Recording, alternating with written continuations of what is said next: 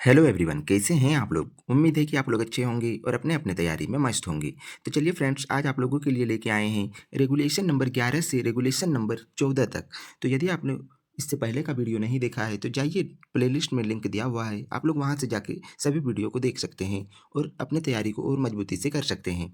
तो चलिए शुरू करते हैं। तो सबसे पहले है रेगुलेशन नंबर 11। तो रेगुलेशन नंबर 11 में क्या है कि सर्टिफिकेट ग्रांटेड बाय बोर्ड। इसका मतलब हुआ कि बोर्ड के द्वारा सर्टिफिकेट प्राप्त करना, मतलब कि वह ग्रांट करेंगे तो आप प्राप्त कीजिएगा, वह हो गया। तो इससे इसका प्रोविज़न को देखते हैं कि क्या है। तो सबसे पहले इसका प्रोविज़न है कि रेगुलेशन 11 के अनुसार कोल माइंस के बोर्ड यानी कि बीएमई, इसका फुल फॉर्म होता है बोर्ड ऑफ माइनिंग एग्जामिनेशन, के द्वारा कौन कौन से सर्टिफिकेट ग्रांट किए जाते हैं। मतलब कहने का है कि कोल माइंस के रेगुलेशन के अनुसार यह जो है वह बोर्ड यानी कि बोर्ड ऑफ माइनिंग एग्जामिनेशन के द्वारा कौन कौन से सर्टिफिकेट दिए जाते हैं।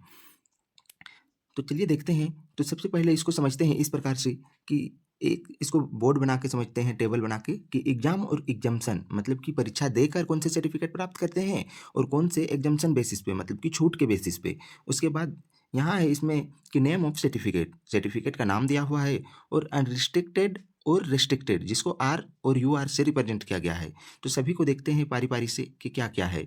तो सबसे पहले है कि एग्जाम बेसिस से कौन सा सर्टिफिकेट प्राप्त करते हैं। एग्जाम बेसिस से करते हैं manager certificate, manager first class certificate competency, मतलब फर्स्ट क्लास मैनेजर सर्टिफिकेट यदि आपको चाहिए तो इसके लिए आपको एग्जाम देना होगा। उसके बाद यह होता है अनरिस्ट्रिक्टेड और रिस्ट्रिक्टेड दोनों टाइप का।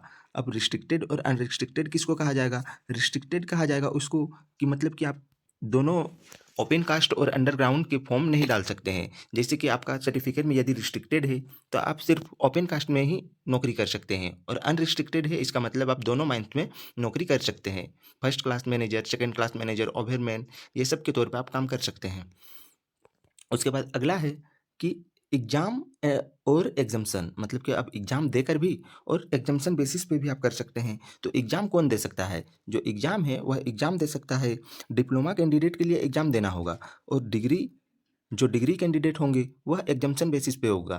तो इसके लिए कौन सा सर्टिफिकेट मिलेगा? तो इसके लिए सर्टिफिकेट मिलेगा manager second class certificate competency, मतलब सेकंड क्लास मैनेजर सर्टिफिकेट आप यदि चाहते हैं और यदि आप डिप्लोमा किए हैं तो आपको एग्जाम देना होगा, और यदि आप डायरेक्ट बीटेक किए हैं, डिग्री किए हैं, तो इसके लिए आप डायरेक्ट एलिजिबल है, मतलब कि एग्जाम्शन बेसिस पे आपको मिल जाएगा। और ये भी दो प्रकार का होता है, एक अनरिस्ट्रिक्टेड और एक रिस्ट्रिक्टेड। उसके बाद अगला है कि एग्जाम और एग्जाम्शन, इसमें भी एग्जाम और एग्जाम्शन, तो आप समझिएगा वही जो अभी बताएं कि सर्वेयर सर्टिफिकेट ऑफ कॉम्पिटेंसी, मतलब आपको सर्वेयर सर्टिफिकेट यदि चाहिए तो इसके लिए एग्जाम देना होगा, और एग्जाम्शन बेसिस पे भी आप प्राप्त कर सकते हैं। उसके बाद यह भी दो तरह का होता है, अनरिस्ट्रिक्टेड और रिस्ट्रिक्टेड। उसके बाद फिर से है एग्जाम और एग्जाम्शन। ओवरमैन सर्टिफिकेट का बात हो रहा है, ओवरमैन सर्टिफिकेट ऑफ कॉम्पिटेंसी, यह भी होता है अनरिस्ट्रिक्टेड और रिस्ट्रिक्टेड। उसके बाद है अगला भी है एग्जाम और एग्जाम्शन बेसिस पे। अब सरदार सर्टिफिकेट, सरदार सर्टिफिकेट के लिए किसको एग्जाम देना होगा? एग्जाम देना होगा वैसे कैंडिडेट जो फील्ड कैंडिडेट होंगे। फील्ड कैंडिडेट मतलब कि वह डिप्लोमा या फिर डिग्री नहीं किए हैं, वैसे को करना होगा, एग्जाम देना होगा। और एग्जाम्शन बेसिस पे किसको मिलेगा? एग्जाम्शन बेसिस पे उसको मिलेगा जो डिप्लोमा किए हैं, डिग्री किए हैं, उसको मिल जाएगा। उसके बाद सरदार सर्टिफिकेट, यह भी दो प्रकार का होता है, अनरिस्ट्रिक्टेड और रिस्ट्रिक्टेड। उसके बाद अगला है एग्जाम और एग्जाम्शन, इसमें भी कहा गया है winding engine man, winding engine man certificate के लिए भी एग्जाम होता है, और एग्जाम्शन बेसिस पे भी आप प्राप्त कर सकते हैं। यदि आप डिग्री वाले हैं तो यहाँ पे मतलब कि एग्जाम्शन बेसिस पे मिलेगा। डिप्लोमा कैंडिडेट है तो वहाँ पे आपको एग्जाम देना होगा, या फिर फील्ड कैंडिडेट है तो एग्जाम देना होगा। उसके बाद यह किसी भी टाइप का नहीं होता है, अनरिस्ट्रिक्टेड और रिस्ट्रिक्टेड नहीं होता है, क्योंकि जनरली देखा जाता है कि जो होता है वाइंडिंग इंजन मैन, मतलब कि वाइंडिंग ड्राइवर जो होता है वह अंडरग्राउंड में ही काम करते हैं, वाइंडिंग सिस्टम में होता है काम, वही सबके लिए चाहिए। तो इसमें अनरिस्ट्रिक्टेड रिस्ट्रिक्टेड कोई भी नहीं है। उसके बाद अगला है एग्जाम्शन और एग्जाम बेसिस पे गेस्ट टेस्टिंग सर्टिफिकेट। अब गेस्ट टेस्टिंग सर्टिफिकेट के लिए एग्जाम किसको देना होगा? एग्जाम उसको देना होगा जो फील्ड कैंडिडेट है, और डिग्री या डिप्लोमा वाले के लिए एग्जाम्शन बेसिस पे होता है, और यह भी अनरिस्ट्रिक्टेड और रिस्ट्रिक्टेड टाइप का नहीं होता है। तो आई होप कि आप लोग अच्छे से समझ गए होंगे।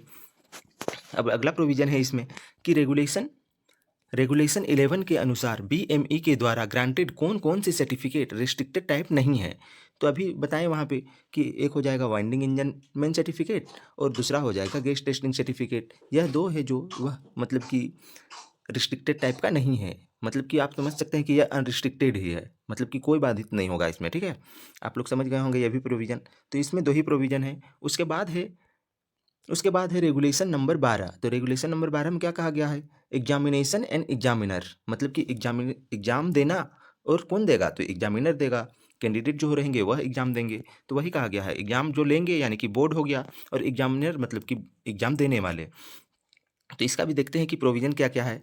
तो इसका पहला प्रोविज़न है कि रेगुलेशन 12 के अनुसार सभी परीक्षा यानी कि एग्जामिनेशन की डेट एवं प्लेस यानी कि सेंटर किनके द्वारा निर्धारित की जाएगी। तो इसका मतलब हुआ कि जो रेगुलेशन नंबर 12 है उसके अनुसार सभी एग्जामिनेशन मतलब जितने भी एग्जाम होंगे उसका डेट और उसका सेंटर जो होगा वह कौन निर्धारित करेगा? तो इसका आंसर हो जाएगा बोर्ड के द्वारा निर्धारित की जाएगी। अब बोर्ड मतलब कौन? बीएमई मतलब बोर्ड ऑफ एग्जामिनेशन। उसके बाद है इसमें नोट दिया हुआ है, बोला जा रहा है कि एग्जामिनर्स का अपॉइंटमेंट भी बोर्ड के द्वारा होता है। मतलब किसी भी एग्जामिनर है उसका जो अपॉइंटमेंट अब किया जाता है तो उस टाइम किसको दिया जाएगा? बोर्ड ही उसको अपॉइंट करेंगे। तो आई होप कि आप लोगों को क्लियर हो गया होगा। इसका अगला प्रोविज़न है और यह एमसीक्यू है। तो कहा क्या है कि बीएमई यानी कि बोर्ड ऑफ माइनिंग एग्जामिनेशन के द्वारा लिए जाने वाले सभी एग्जाम की डेट एवं सेंटर कौन डिसाइड करेगा? तो अभी आप लोगों को बताएं कि कौन करेगा? चेयरमैन करेंगे, सेक्रेटरी करेंगे, बीएमई करेंगे या फिर नन ऑफ दीज करेंगे? तो इसका सही आंसर है ऑप्शन नंबर 3 बीएमई यानी कि बोर्ड ऑफ माइनिंग एग्जामिनेशन। अब है रेगुलेशन नंबर 13। रेगुलेशन नंबर 13 है जिसमें कहा गया है कि सबमिशन ऑफ एप्लीकेशन, मतलब कि अब फॉर्म डालना मतलब सबमिट करना, एप्लीकेशन सबमिट करना मतलब हुआ कि फॉर्म को मतलब कि भरना, ठीक है। अब कोई भी मान के चलते हैं कि एग्जाम के लिए अब आपको फॉर्म डालना होगा तो वही हो गया सबमिशन ऑफ एप्लीकेशन। तो इसमें देखते हैं कि प्रोविज़न क्या है।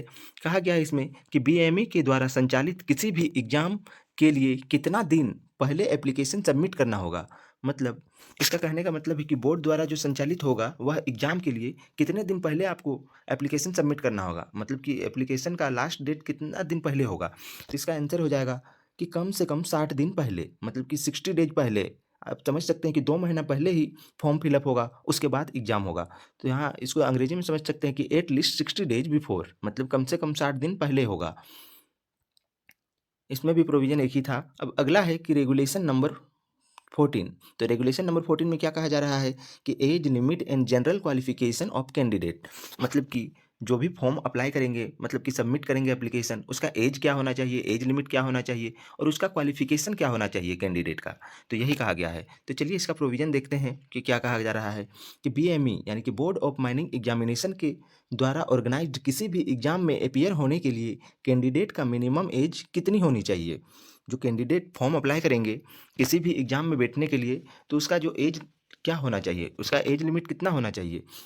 तो इसका एज होना चाहिए मिनिमम 20 ईयर। अब मिनिमम का बात आया है कि मिनिमम मतलब कि कम से कम 20 साल होना ही चाहिए। अब ज़्यादा कितना होना चाहिए? तो ज़्यादा से ज़्यादा आप कितनों भी हो सकते हैं, आप बैठ सकते हैं। लेकिन कितने बार बैठ सकते हैं? तो 7 अटेम्प्ट ही दे सकते हैं। 7 बार के बाद यदि आप कितने भी टैलेंट है लेकिन नहीं दिया जाएगा एग्ज़ाम, आप नहीं दे सकते हैं। तो आप लोग जितने भी सर्टिफ़िकेट यदि आप प्राप्त करना चाहते हैं तो आपको थोड़ा मेहनत करके पढ़ना होगा।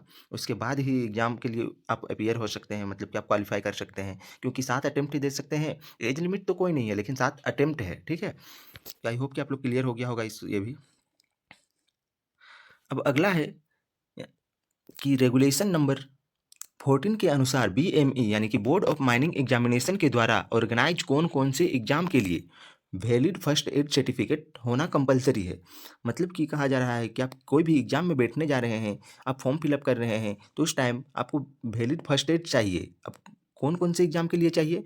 तो यहाँ देखते हैं कि सबसे पहले है कि फर्स्ट क्लास मैनेजर सर्टिफिकेट। यदि आप फर्स्ट क्लास मैनेजर सर्टिफिकेट के लिए एग्जाम देने जा रहे हैं तो उसके लिए वैलिड फर्स्ट एड सर्टिफिकेट लगेगा। उसके बाद है सेकंड क्लास मैनेजर सर्टिफिकेट। यदि आप सेकंड क्लास मैनेजर के लिए जा रहे हैं बैठने के लिए एग्जाम देने तो इसके लिए भी चाहिए वैलिड फर्स्ट एड सर्टिफिकेट। उसके बाद है सर्वेयर सर्टिफिकेट, उसके बाद है ओवरमैन सर्टिफिकेट, उसके बाद है सरदार सर्टिफिकेट। ये 5 तरह का है जो इसके लिए आपको वैलिड फर्स्ट एड सर्टिफिकेट चाहिए इसका एग्जाम देने के लिए। मतलब आप इस सर्टिफिकेट को प्राप्त तब कर सकते हैं, मतलब कि फॉर्म तब अप्लाई कर सकते हैं जब आपके पास वैलिड फर्स्ट एड हो, तभी दे सकते हैं।